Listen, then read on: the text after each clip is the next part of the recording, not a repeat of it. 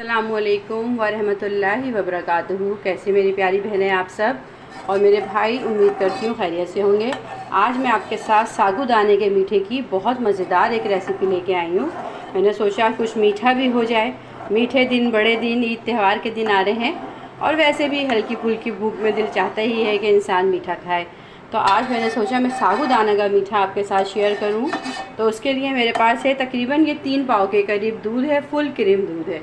इसमें मैं सबसे पहले, मेरे पास मैंगो फ्लेवर का कस्टर्ड है जिसे मैंने 2 कप, आधा कप पानी के अंदर, ये देखें मैंगो फ्लेवर का कस्टर्ड है, इसे आधा कप पानी के अंदर मैंने घोल लिया।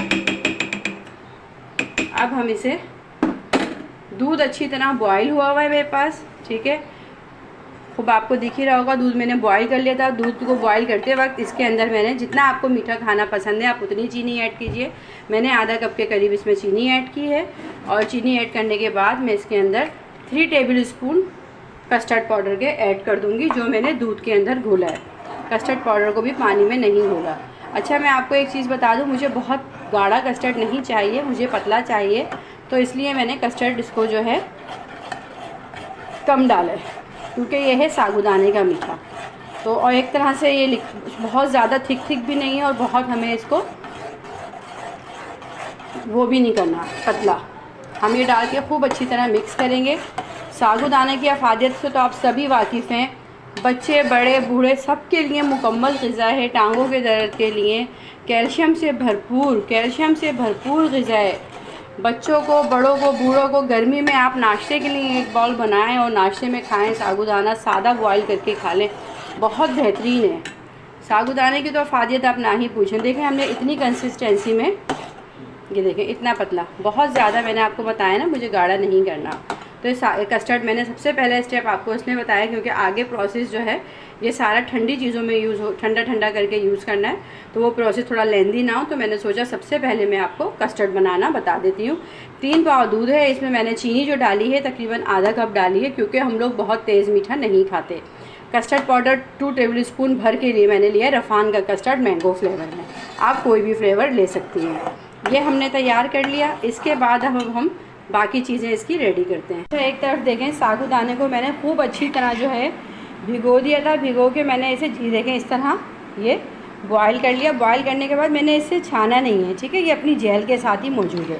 तकरीबन सागूदाना था मेरे पास आधा कप सागूदाना पकने के बाद आपको पता है कि 1 प्याला बन जाता है। तो ये पूरा देखें इस तरह दाने की सूरत में सागूदाना आ गया। इसको भी अब हम ठंडा कर रहे हैं। एक तरफ ये कस्टर्ड है, इसको अब हम ठंडा कर रहे हैं। बाकी इसमें मैं क्या ऐड करती हूँ ये आपको बताती हूँ। आप ये देखें, एक तरफ कस्टर्ड बिल्कुल अच्छी तरह खूब मैंने ठंडा कर लिया। कस्टर्ड खूब अच्छे से ठंडा हो गया। कस्टर्ड ठंडा कर लिया और एक तरफ देखें सागूदाना है, इसको बिल्कुल खूब अच्छी तरह हमने फेंट लिया। ठंडा करने के बाद आपने इसको खूब फेंटना है, ठीक है। उसके बाद हमने करना क्या है, ये सागूदाना जो है ये अब हम इस कस्टर्ड के अंदर ऐड करेंगे।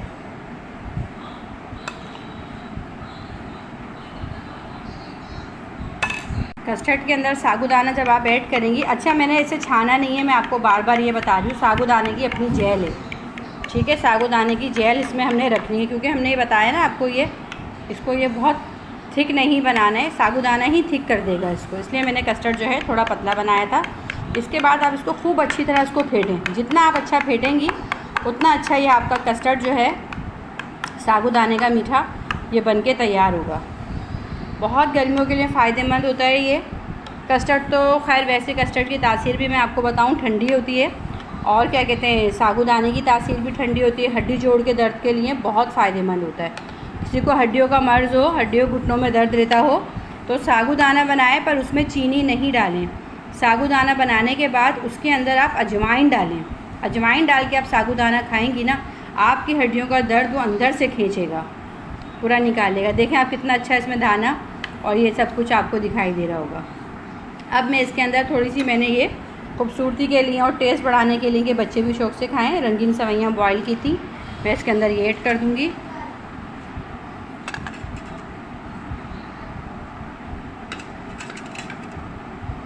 थोड़ी सी किशमिश है ये ऐड कर दूँगी।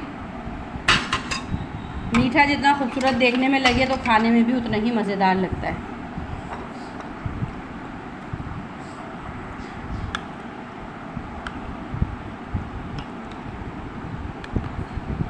इसको मिक्स करने के बाद खूब अच्छी तरह अब हम इसकी गार्निशिंग करते हैं।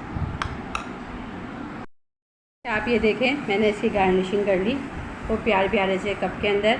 इसमें जो कस्टर्ड वगैरह सब कुछ तो आपके सामने ही था। जेरी जो थी थोड़ी मैंने अंदर मिक्स की, थोड़ी सी ऊपर से लगा दी, थोड़े बादाम किशमिश जो थे वो ऊपर से डाल दिए। और ये देखें खूबसूरत सा एक फ़ालूदा कप साबूदाने का हमारा मज़ेदार सा एक ये बन के रेडी हो गया। आप इसको चाहें तो आप इसको स्पून से खाएँ, या आप इसको ठंडा करके ऐसे आप स्ट्रॉ के साथ भी इसको यूज़ कर सकती हैं। बहुत मज़ेदार, बहुत हेल्दी, बहुत ठंडा, बहुत क़ुव्वत देने वाला ये एक साबूदाने का मीठा बन के रेडी हो गया है। उम्मीद करूँगी कि मेरी बहनों को, मेरे भाइयों को ये रेसिपी पसंद आएगी। इस साबूदाने के मीठे की रेसिपी से आप लोग ज़रूर फ़ायदा उठाएंगे। और आपको ये रेसिपी पसंद आए तो मेरी वीडियो को लाइक, शेयर, सब्सक्राइब ज़रूर कीजिएगा। मैं आपसे इजाज़त चाहूँगी। अल्लाह हाफ़िज़।